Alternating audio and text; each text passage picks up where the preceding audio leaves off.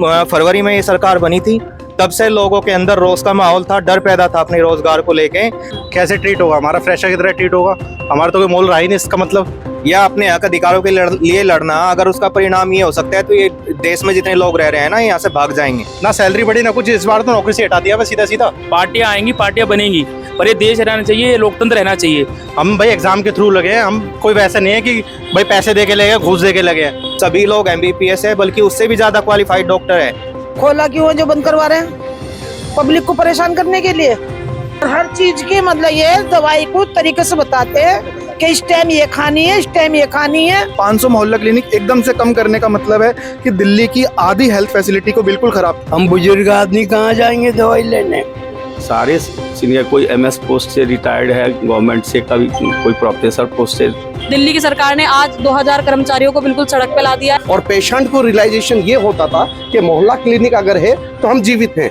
नमस्कार, स्वागत है आपका बतंगड़ में और मैं हूं आपके साथ रिया राय। इस वक्त मैं मौजूद हूं जाफराबाद में और जहां पर मैं हूं ये एक मोहल्ला क्लिनिक है। संकट ये है कि अब जो ये मोहल्ला क्लिनिक है वो भी हफ्ते दर हफ्ते में बंद हो जाएगा। पहले भी आपने कई बार ये खबरें देखी कि दिल्ली के मोहल्ला क्लिनिक काफी तेजी से बंद हो रहे हैं, लेकिन अभी सिर्फ मोहल्ला क्लिनिक बंद हो रहे थे, लेकिन अब जो उनका स्टाफ है वो सड़क पर उतर चुका है क्योंकि उनके स्टाफ को भी अब निकाला जा रहा है। अभी मेरे हाथ में आप जो ये देख रहे हैं ये टर्मिनेशन लेटर है। इनको बनकर तैयार होने में बहुत कम समय लगा है क्योंकि काफी अचानक से जो स्टाफ है मोहल्ला क्लिनिक के अंदर जो काम कर रहा है और पिछले कई सालों से सर्विस दे रहा है पेशेंट्स को, उनके पास ये लेटर पहुंच गए हैं। क्या लिखा हुआ है इन लेटर में और क्या बताया क्या आपको? मैडम, ये हमारा टर्मिनेशन का नोटिस है। हमारा हाई कोर्ट में केस था, उस केस में ये बोला गया था कि सरकार को 2 हफ्ते पहले रिटर्न में नोटिस देना पड़ेगा विद 2 वैलिड कॉजेज, जबकि ये जो हमारा नोटिस जो टर्मिनेशन नोटिस है इसमें कोई वैलिड रीज़न नहीं दिया। इसमें रीज़न सिर्फ ये दिखाया है कि किसी को बोल दिया कि तुम्हारा क्लिनिक डिस्पेंसरी या और जो प्रीमाइसिस है, हेल्थ प्रीमाइसिस है सरकार की, उसके 1 किलोमीटर के दायरे में पड़ता है। ये कोई वैलिड रीज़न नहीं है। उसके बाद हमारी जो लड़ाई है, हमारा कोर्ट में केस चल रहा है, अभी उस पर कोई जजमेंट नहीं आया है क्योंकि जो हमारे मोहल्ला क्लिनिक के जो कर्मचारी है, जब से दिल्ली में भाजपा की सरकार बनी है, तब से ही फरवरी में ये सरकार बनी थी, तब से लोगों के अंदर रोज का माहौल था, डर पैदा था अपने रोजगार को लेके। उसके लिए इसी डर की वजह से 31 क्लिनिक जब सरकार ने बंद किए पहले 16 मई 2025 को हम लोग मुख्यमंत्री के यहाँ पे जनता दरबार में गए। उस टाइम पे मुख्यमंत्री रेखा गुप्ता ने हमें आश्वासन दिया कि हम आगे जो भी आरोग्य मंदिर बनाएंगे उसमें फर्स्ट प्रेफरेंस हम आप लोगों को देंगे। तो लेकिन उसके बदले किया क्या, ये टर्मिनेशन लेटर हमको दे दिया और पूरी दिल्ली के जितने क्लिनिक्स हैं, चाहे वो रेंटेड हो, चाहे वो पोर्टा कैबिन हो, सब के सब बंद होने हैं। लगभग 250-300 क्लिनिक ये सरकार बंद कर चुकी है। 3-3 महीने तक ये तो पहले भी हुआ करता था क्योंकि हम लोग तो इसमें काम करे हैं, तो इसलिए हमें पता है कि कैसे सैलरी वगैरह बहुत लेट 3-3 महीने 4-4 महीने डिले हो जाता था। जब भी हम लोग प्रॉपर काम करते रहते थे क्योंकि पता था कि भाई सरकारी काम है तो उसमें पैसा तो आ ही जाएगा, कभी ना कभी सैलरी तो आ ही जाएगी। लेकिन अब गवर्नमेंट क्या है कि जब हम लोग इलेक्शन से पहले केजरीवाल सरकार थी, उस समय धरना प्रदर्शन वगैरह दिया था कि भाई हम लोगों का भी 4-5 साल हो गया था कि सैलरी बढ़नी चाहिए, तो वो बोले कि भाई आप तो बीजेपी के लोग हो, ठीक है। अब जब इनके उसमें आए तो अब ये हमें कह रहे हैं इनकी गवर्नमेंट बीजेपी के आ गई, अब बीजेपी वाले कह रहे हैं कि आप तो केजरीवाल के वॉलंटियर हैं। तो हम लोग जाएँ कहाँ, हमारी तो सुनने वाला ही कोई नहीं है ना, क्योंकि हम तो वर्कर हैं, हेल्थ वर्कर हैं। हमने एग्ज़ाम दे के बाकायदा एग्ज़ाम दिया, मेरिट लिस्ट निकली, उसके बाद फिर हम लोग यहाँ पे आए हैं, ठीक है। तो और कुछ लोग बोल रहे हैं कि भाई ये लोग तो वेल एजुकेटेड ही नहीं हैं। अब बिना एजुकेटेड हमारे सब डॉक्यूमेंट बोलते हैं ना, डॉक्यूमेंट देखो आप, जहाँ भी डॉक्यूमेंट जिनकी कमी है तो उनको आप सुधारो, वहाँ पे हटाओ। लेकिन ये थोड़ी नहीं कि एक तरफ सारा कुछ। एक तरफ लोकतंत्र में जहाँ पर स्वास्थ्य सेवाओं को मजबूत करने पर सरकार को काम करना चाहिए, वहीं पर इस तरह से आज जो स्वास्थ्य सेवक हैं वो सड़कों पर उतर चुके हैं। मैम मेनली जो है अब इसके बाद हम जाएंगे का, हमारा इंटरव्यू हुआ था, सारी मतलब हमारे एग्जाम के थ्रू लगे हैं हम। अब एज अ फ्रेशर ट्रीट होंगे हम। 5-6 साल हमने दिए इस जगह को, इतनी सारी चीज़ें, इतना टाइम दे दिया हमने, दवाई से रिलेटेड सारी चीज़ें सब चीज़ सीखी है, मगर हम दूसरी जगह अब लगेंगे, कहाँ लगेंगे? कैसे ट्रीट होगा हमारा, फ्रेशर की तरह ट्रीट होगा? हमारा तो कोई मोल रहा ही नहीं इसका मतलब। पेशेंट अनुभव मायने नहीं रखता। कौन देखेगा? कॉर्पोरेट में सब देखते हैं, मेनली उनके यहाँ काम करा हुआ होना चाहिए। हमने जो मोहल्ला क्लिनिक में काम करा है ना, पहले आपने लड़ाई लड़ी पक्का करने के लिए, इंक्रीमेंट के लिए, और अब लड़ाई लड़नी पड़ रही है नौकरी के लिए। हम तो रह ही नहीं रहे, हमारा उसके लिए, उसके खिलाफ तो लड़ाई हो रही है मेन। तो भाई पहले तो बोलते सैलरी बढ़े, ना सैलरी बढ़ी ना कुछ, इस बार तो नौकरी से हटा दिया बस सीधा सीधा। आवाज बुलंद करने का नतीजा तो नहीं है ये जो आपने बोला? भाई पहले ये तो सरकार चेंज होती जा रही ना, मेनली तो सरकार ही चेंज कर रहे हैं। अगर अपने हक की आवाज लड़ना या अपने हक अधिकारों के लिए लड़ना, अगर उसका परिणाम ये हो सकता है तो ये देश में जितने लोग रह रहे हैं ना, यहाँ से भाग जाएंगे। कोई रहना पसंद नहीं करेगा ऐसे देश में। 2 लाइनें मुझे खूब याद है, सरकारें आएंगी, सरकारें जाएंगी, पार्टियां आएंगी, पार्टियां बनेंगी, पर ये देश रहना चाहिए, ये लोकतंत्र रहना चाहिए। तो being a citizen of India, मैं कहना चाहता हूँ कि हमें तो यही रहना है ना। हम किसी पार्टी के कार्यकर्ता है नहीं। आप हम पे वॉलंटियर का टैग लगा रहे हो, कोई भ्रमित कर रहा है कि अनस्किल्ड लेबर है।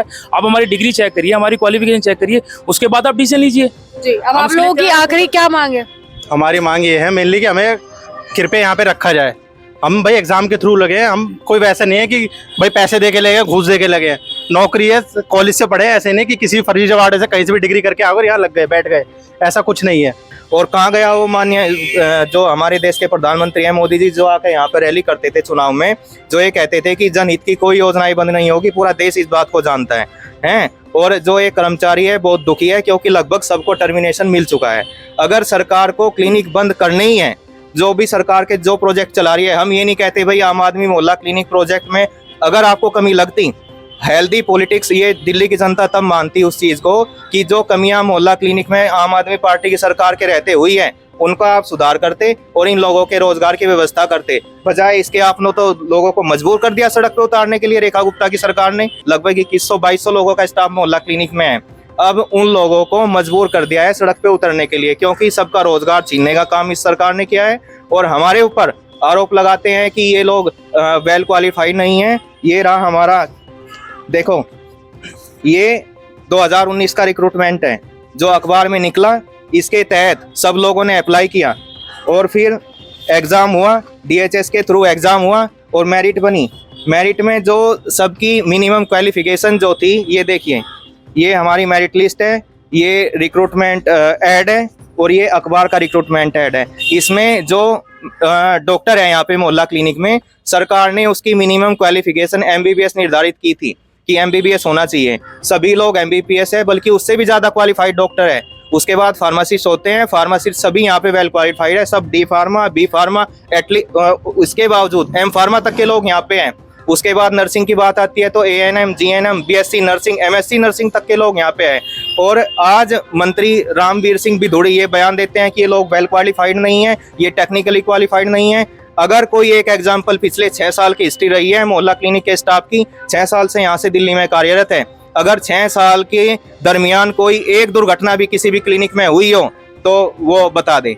पेशेंट्स यहाँ पर अभी भी आ रहे हैं, ये बंद भी हो सकता है, यहाँ का स्टाफ भी चेंज हो सकता है, क्या असर होगा आप लोगों को? मैम ये डॉक्टर साहब तो बहुत अच्छे हैं, तो और क्या नाम, दवाई भी सही मिलती है और बात भी सही तरीके से सुनते हैं और समझाते भी हर तरीके से। कोई परेशानी हो, स्ट्रेस भी होते हैं, मगर स्टाफ बहुत अच्छा है। ये अगले वाले स्टाफ का तो हमें पता नहीं कोई कैसा आएगा, नहीं कैसे नहीं आएगा। बाकी काफी दिन से यही हैं, तो बहुत अच्छे हैं डॉक्टर भी और स्टाफ भी बहुत अच्छा है। जो इलाज आपको लिखा जाता है उससे आराम मिलता है? हाँ हाँ, जो दवाई नहीं होती तो उसे लिख देते हैं बाहर के, नहीं बाकी दवाई तो यहीं से मिलती है सब। तो आराम मिल जाता है? हाँ आराम मिल जाता है, कोई दिक्कत तो नहीं होती? नहीं कोई परेशानी नहीं आती। ये बंद हो गए तो फिर आप लोग कहाँ जाएंगे? हाँ वो तो भैया सरकार ही बताइए कहाँ जाना पड़ेगा। तो बंद क्यों होएगी भाई, खोला क्यों है जो बंद करवा रहे हैं?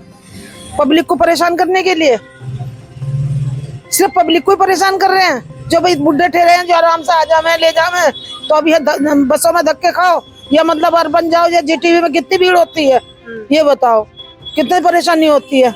आपके पास में ही आरोग्य मंदिर खोल रहे हैं, इसकी कोई जानकारी आपको?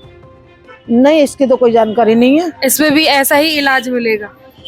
अच्छा, मगर पता नहीं इसका तो। ये है कि यहाँ ये स्टाफ बहुत अच्छा है और अच्छे से समझाते हैं सर, जो भी है बढ़िया। डॉक्टर साहब बहुत अच्छे हैं, सुबह 7 बजे आते हैं डॉक्टर साहब यहाँ, और हर चीज की मतलब ये दवाई को तरीके से बताते हैं कि इस टाइम ये खानी है, इस टाइम ये खानी है, और इस चीज के ऊपर ये चीज खानी है तुम्हें। मतलब ये नहीं कि दवाई दे दी और धक्का मार दे के जाओ, समझाते बहुत अच्छे तरीके से और दवाई से फर्क भी पड़ता है। मैम उन्होंने कहा था पर हमें उनकी बातों पे बिल्कुल भी यकीन नहीं है। वो लोग कहते हैं पोटा कैबिन्स को हम चेंज करके अटल कैंटीन बनाएंगे, वहाँ पे सस्ती थालियाँ मिलेंगी खाने की। लेकिन अगर इंसान ठीक ही नहीं होगा तो वो खाना कहाँ से खाएगा? पहले तो उसको ठीक होना है ना। केजरीवाल सरकार ने इतना सुविधाएं दी हैं, अगर वैसे भी यहाँ पे और जगह होती है, अगर आपको अटल कैंटीन खोलनी है आप और जगह खोल सकते हो। सरकारी ज़मीनें इतनी खाली पड़ी है, आप वहाँ पे खोल सकते हो। आपको रेंटेड क्लिनिक से शिकायत थी, हमें समझ आता है, तो आप रेंटेड बंद करो। सरकारी ज़मीनें डीडीए फ्लैट एमसीडी कितनी खाली पड़ी हैं, आप वहाँ पे हमें ट्रांसफ़र कर सकते हो। पर नहीं करना उन लोगों को, ये सिर्फ हॉस्पिटल का बर्डन बढ़ा रहे हैं हमारा। पहले हॉस्पिटल में खांसी जुकाम के लिए इतनी लंबी लंबी लाइनें लगती थी, हम लोगों ने वो कम की। 500 मोहल्ला क्लिनिक एकदम से कम करने का मतलब है कि दिल्ली की आधी हेल्थ फैसिलिटी को बिल्कुल ख़राब कर देना, क्योंकि दिल्ली में टोटल 800 से 850 मेडिकल फैसिलिटीज़ हैं, जिसके अंदर एक एरिया पे कम से कम 20-21 हज़ार लोगों का बर्डन आता है। और अगर वो 500 मोहल्ला क्लिनिक हम बंद करते हैं तो कम से कम एक फैसिलिटी पे 50,000 लोगों का बर्डन आएगा। मैं ये नहीं कह रहा कि एक दिन में 50,000 लोग आते हैं, लेकिन एक चीज़ होती है कि इस फैसिलिटी पे इतना बर्डन है, इतनी पॉपुलेशन है। अब जिस क्लिनिक में मैं काम कर रहा हूँ वो जाफराबाद बहुत ज़्यादा डेंस पॉपुलेशन है। हमारे पास रोज़ कम से कम 200 से 250 की ओपीडी आती है, जिसके लिए हमें मना किया गया कि आप इतने पेशेंट नहीं देख सकते, क्योंकि हमारी जो सैलरी बनती है पर पेशेंट बनती है। हम तो वो भी नहीं कह रहे कि आप हमें पर पेशेंट दो, आप हमारी सैलरी फिक्स कर दो, पर नहीं कर रहे वो लोग। तो अब हम क्या करें? उधर पेशेंट हम पे चिल्लाता है और इधर सरकार चिल्लाती है, दोनों तरफ से हम लोग मजबूर हैं और गवर्नमेंट बिल्कुल नहीं सुन रही है। तो अब जो आप लोगों के पास कुछ ऑप्शन रह जाएगा, जैसे सरकार जिस हिसाब से जांच पड़ताल बैठा रही है और आरोग्य मंदिर में एक प्रेफरेंस भी नहीं आप लोगों को मिल रही है। हमारे पास तो अभी फिलहाल हमें तो बेरोजगार कर दे रही है। अब 6 साल नौकरी करने के बाद बहुत सारा स्टाफ ऐसे है जो ओवर एज हो चुका है, जो किसी और भर्ती को भर भी नहीं सकता। लगेगा तो तब जब भर पाएगा। जो एज क्राइटेरिया है डीएसएसबी का या अदर एग्जाम्स का, वो सरकार ने एज क्राइटेरिया अभी जो आरोग्य मंदिर वालों को तो 30 इयर्स दिया है, लेकिन जो अदर है, जैसे अभी यहाँ पर हमें 6 साल हो गए, जो 25 साल की उम्र में लगा था उसकी तो निकल गई ना, 31 इयर्स हो गई, वो तो कहीं और कुछ करने लायक बचा ही नहीं। उस केस में क्या कर सकता है? वो तो बेरोजगार होगा, उसकी फैमिली जो डिपेंडेंट है वो सब बेरोजगार होगी, उसकी पूरी फैमिली आपने एक तरह से रोड पे लाके खड़ा कर दिया उन लोगों को 6 साल गवर्नमेंट को सर्विस देने के बाद। कोविड के समय पे जब सेंट्रल गवर्नमेंट सीरो सर्वे कराती थी, सर्विलेंस के जितने भी सर्वे होते थे उसमें सब हम लोग जाते थे, हम लोगों को भेजते थे, हमारे ही स्टाफ मतलब नर्स भी हमारी होती थी, फार्मासिस्ट हम होते थे। अगर हम अनस्किल्ड थे तो तब उन्होंने इतनी बड़ी महामारी में हम लोगों का इस्तेमाल क्यों करा? जब कोई मेडिकल कैंप आप लोग जैसे लगते हैं उनमें भी आप लोगों की ड्यूटी लगती होगी। हमारे को सीरो सर्विलेंस में इन्होंने बुलाया था, जब हमारे पास जैसे जो सरकारी डिस्पेंसरी है, परमानेंट स्टाफ जहाँ पर दिल्ली सरकार का अवेलेबल है, वहाँ पर जब मरने की बारी थी तब मोहल्ला क्लिनिक के स्टाफों को यूज किया गया, उनको बुलाया गया कोविड में, जो कोविड पॉजिटिव पेशेंट थे उनके सर्वे लेने के लिए, उनके सैंपल्स लेने के लिए। आज सरकार हम लोगों के बारे में क्यों नहीं सोच रही है? जब उन्हें हमें बेरोजगार कर दिया, मैटरनिटी लीव तक हमें दिल्ली सरकार में नहीं मिली, हम तभी भी अपने 2-2 महीने के बच्चों को छोड़ के, 1-1 महीने के बच्चे को छोड़कर हम नौकरी पर आए हैं। हम बुजुर्ग आदमी कहाँ जाएंगे दवाई लेने? हैं यहाँ के मासूम बच्चे जो है वो सब कहाँ जाएंगे? इसके लिए सरकार को तो सोचना चाहिए। फर्क पड़ता था दवाई, यहाँ की दवाई भी फर्क पड़ता है और दूसरे बच्चों का सब रहन सहन सही है।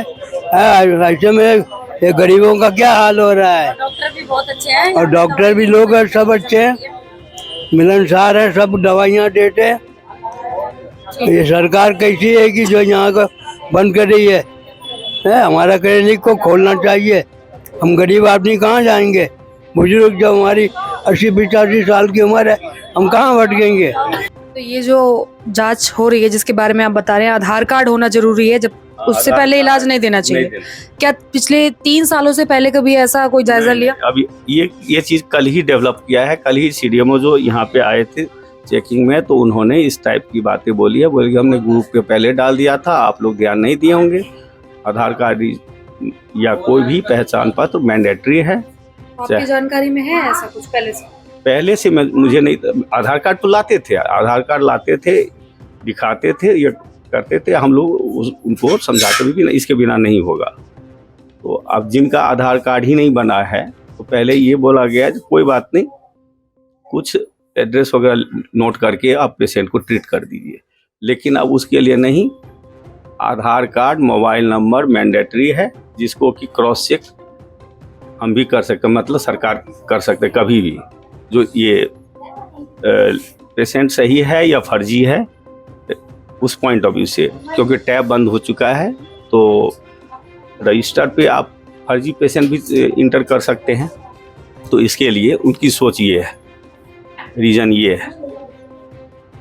अब रह गई जो हम लोगों का कॉन्ट्रैक्ट मार्च तक है, इस बीच में कभी भी शट डाउन करेंगे, 12 मोहल्ला क्लिनिक को बंद कर दिया। सुनते हैं 131 मोहल्ला क्लिनिक ऑलरेडी दे दिया गया है, जो आप बंद करने जा रहे हैं या ग्रेजुअली बंद कर रहा है। सर एक सवाल ये है कि ये भी आरोप सुनने में आ रहे हैं कि डॉक्टर्स जो हैं मोहल्ला क्लिनिक में पहले से वो स्किल्ड नहीं है, अनस्किल्ड हैं।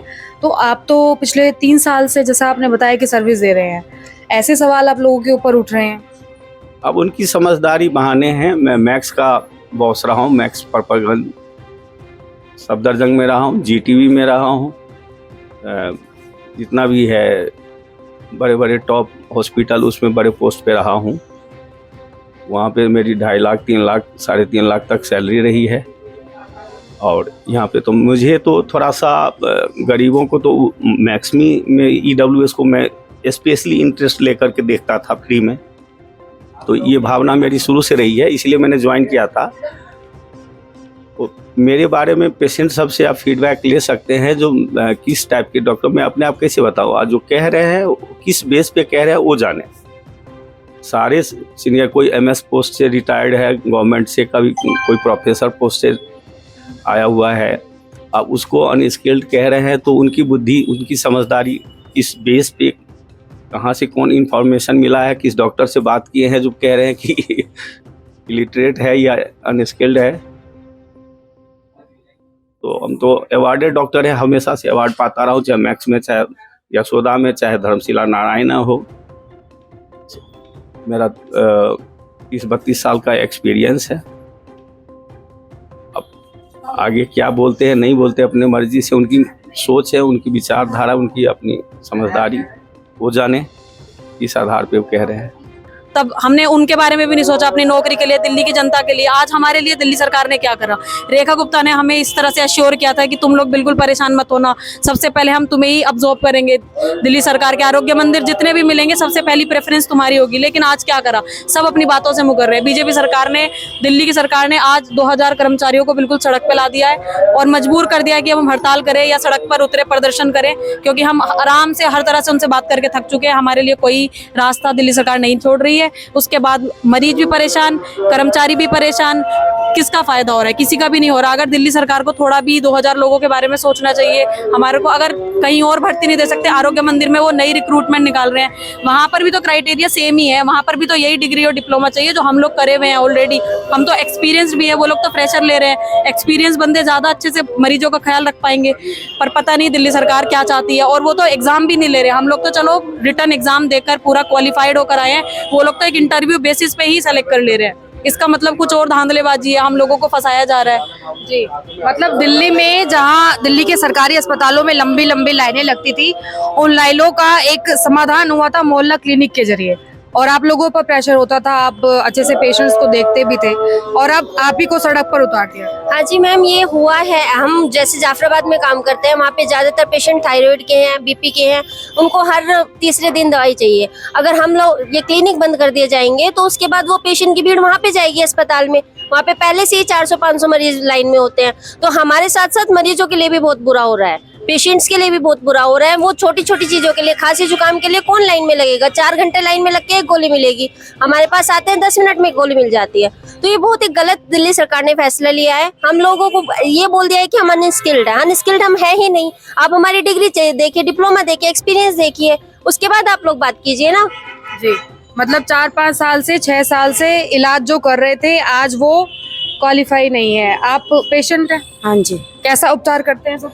बहुत अच्छा दवाई गोली मिलती है हमको। हम GTV इमरजेंसी कभी जाते हैं तो वहाँ की दवाइयाँ भी मिलती हैं। और तो कल से पता नहीं क्या शुरू किया है कि आधार कार्ड लेके आएंगे जब ही दवाई मिलेगी, वरना दवाई नहीं मिलेगी। और हम तो जाने लायक हैं, हम तो 4 बार भी घर चले जाएंगे अगर डॉक्टर साहब भेजें। लेकिन बड़े बूढ़े जो होते हैं, कल को हम भी होंगे, उन एक बार ही नहीं जा पाता बंदा, कैसे आता और कैसे नहीं आता। वो दवाई एक बार ही लाता है, आधार कार्ड कैसे लेने जाएगा? दवाइयाँ नहीं मिलेगी तो अस्पताल कैसे जाएगा? दूर दूर अपने यहाँ अस्पताल हैं, क्लिनिक पास में लगे तो उसे इतराज है। पर गलती भी हमारी है क्योंकि हमने ये सरकार भी चुनी और आज हम ही को मतलब काट के ले मार रही है जी। तो एक अच्छा ऑप्शन था आप लोगों के पास। देखिए, ये मोहल्ला क्लिनिकों के बने रहने से आम पब्लिक को इतना बेनिफिट था कि एक परिवार में, अगर आप देखेंगे, ये जनता कॉलोनी लोकेलिटी है, एक मुस्लिम बहुल क्षेत्र है और मुस्लिम बहुल क्षेत्रों में ज़्यादातर परिवार बड़े होते हैं और अर्निंग, क्योंकि यहाँ पढ़ाई तालीम कम है तो व्यवसाय कम है, जॉब उनके पास कम है, लेबर जॉब का काम करते हैं, प्राइवेट सेक्टर में जाके डॉक्टर से कंसल्ट नहीं कर सकते। मोहल्ला क्लिनिक में आने के बाद में उनका जब वो उपचार होता था और जो यहाँ के पुराना स्टाफ हुआ करता था, वो उन लोगों की आपस में कनेक्टिविटी इतनी अच्छी थी कि दवाइयाँ टाइम टू टाइम मिलती थी और पेशेंट को रियलाइजेशन ये होता था कि मोहल्ला क्लिनिक अगर है तो हम जीवित हैं। अगर इस तरीके से ये मोहल्ला क्लिनिक्स बंद कर देंगे तो इस तरीके से ये मुझे लगता है कि आने वाली जो सरकार है हमारी, ये दिल्ली सरकार, वो रेखा गुप्ता जी की जो सरकार है, ये लाला बाबुओं के हाथ में ये ठेकेदारी में सारा कुछ दे देगी। और जो हमारे जो पुराने डॉक्टर्स वगैरह हैं, क्या यहाँ जो हमारे स्टाफ जो नॉन टूज वगैरह हमारे बन चुके हैं, परिचित बन गए हैं और जो हमारी बीमारियों को अच्छे से समझ चुके हैं और जो बीमारियों का उपचार अच्छे से करते हैं, नया कोई स्टाफ आएगा लाला बाबुओं के थ्रू कोई आएगा तो वो एक धांधलेबाजी का एक स्टेशन बन जाएगा। और हमें लगता है कि जो मोहल्ला क्लिनिक में सहूलियतें मिलती थी आगे वो नहीं मिलेंगी। आरोग्य मंदिर देकर ये कह रहे हैं कि दिल्ली वालों को अब अच्छा और भी बेहतर, क्योंकि मोहल्ला क्लिनिक में वो फैसिलिटीज नहीं थी। और ये भी आरोप है कि स्टाफ के पास भी जो इक्विपमेंट्स हैं वो भी नहीं थे, आप लोग अच्छे से काम भी नहीं कर रहे थे, ऐसा कुछ भी कहा जा रहा है। देखिए, अब इस आरोप का जवाब तो आपको सबसे अच्छा जनता ही दे सकती है जिनको हमने सर्व कराया है। अभी आपने भी कुछ देर पहले देखा होगा, क्लिनिक पे हम लोग जो पेशेंट देखते हैं, अगर मान के चलिए किसी को सुविधा नहीं मिलेगी तो उस क्लिनिक पे आएगा ही, क्योंकि वो कोई बेटर अल्टरनेट ढूंढेगा। जाहिर सी बात है, उसको वहाँ पे अपनी दवाइयाँ मिल रही हैं, वो दवाइयाँ असर कर रही हैं। हमारे प्रोफेशन के अंदर एक ट्रस्ट होता है पेशेंट का, मेडिकल उसके ऊपर जो प्रोफेशन जो उसको मेडिकल फैसिलिटीज प्रोवाइड कर रहा है। बिना ट्रस्ट के आप देख लीजिए, जब नहीं होगा तो लोग नहीं आएंगे। उनको फैसिलिटी मिल रही है इसलिए वो हमारे पास आ रहे हैं। पेशेंट का कितना मार्जिन था रोजाना, डेली कितने पेशेंट्स को आप लोग चेक करते हैं? सर मैम, अलग अलग क्लिनिक पे अलग अलग मार्जिन था। मैं जहाँ पे था, क्लिनिक मेरा था साउथ वेस्ट डिस्ट्रिक्ट में, पालम के अंदर इंदिरा पार्क में। मेरे 100+ ओपीडी थी, मतलब डेली 6 आवर्स का टाइम था और 100+ पेशेंट्स मेरे आते थे। ऑब्वियस ही बात है, सबसे अच्छी बातचीत भी थी, सब ट्रस्ट भी करते थे। सबको बड़ा दुख भी हुआ जब मैंने उन्हें बताया। मेरा क्लिनिक बंद हुए 2 महीने से ऊपर का समय हो चुका है, मुझे अभी तक कोई टर्मिनेशन लेटर नहीं मिला है। तमाम स्टाफ है जो काम कर रहा है सालों से, ये उनकी आवाज़ है। उन्होंने पहले काफ़ी सेवाएं दी और काफ़ी ईमानदारी के साथ जो आने वाले पेशेंट्स हैं उनके लिए दिन रात लगाकर काम किया, लेकिन अब उन पर ही सवाल उठ रहे हैं। मैं चाहूँगी कि इस वीडियो को आप ज़्यादा से ज़्यादा शेयर करें ताकि लोकतंत्र में स्वास्थ्य की जो नींव है, जो फिलहाल अभी तक उतनी मजबूत नहीं हुई है जितनी होनी चाहिए, लेकिन अब ये डगमगाती भी जा रही है। एक बार फिर मिलेंगे एक अहम मुद्दे के साथ, तब तक के लिए नमस्कार। दोस्तों, हम जनता की आवाज बनकर सच्ची पत्रकारिता कर रहे हैं। लोगों की समस्याएं, उनके सवाल और सच को सरकार तक पहुंचाने का काम कर रहे हैं। बस आपका थोड़ा सा साथ चाहिए। इस वीडियो को ज्यादा से ज्यादा ग्रुप्स में शेयर करें ताकि हर आवाज सरकार तक पहुंच सके। अगर आप भी इस पहल में हमारे साथ हैं तो कमेंट में जरूर लिखें बी सपोर्ट। आपका शेयर ही हमारी ताकत है। ऐसी ही कोई जन समस्या या परेशानी हो तो हमसे संपर्क करें या सोशल मीडिया पर कमेंट या DM करें।